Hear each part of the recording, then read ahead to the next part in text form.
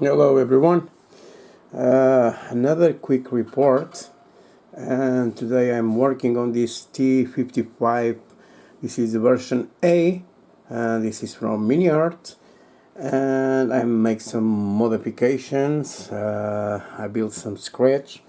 Now I put the primer, and of course I make the first modulation on the tank now to see if there is any mistakes or not, and to correct it. All right, so I use for the work the air cover from Emo. This is a 03 point needle, and for the primer, of course, I use the black primer with one shot. This one, it's really awesome.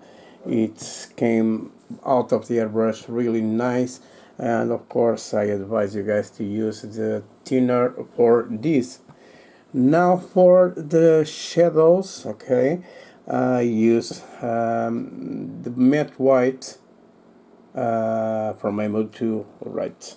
So this is what I use for do this. So now let's turn this and flip, and you guys can see a little what I am doing on this. Okay, so some guys ask me the parts I put. This one's the sprocket and idle wheel. It's from MiniArt 2. I got this one third year. This came with the kit, and the idle and sprocket, like I said.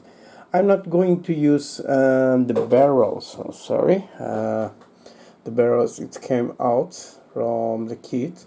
I'm going to use this one's modern oil drums for from MiniArt 2, and on these, as you can see, I'm going to build the Castrol one, this one.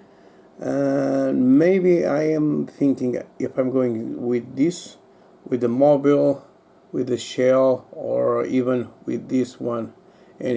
So maybe the health one, it's so pretty, and I think the color is going to be fantastic on this. So I got here all assemble and prime. I got some issues here right there, so I'm going to rect. So the primer is good for this. You can see the mistakes we have on this. As you can see here, I don't put the headlights. I'm going to use these ones from FC Models Trend.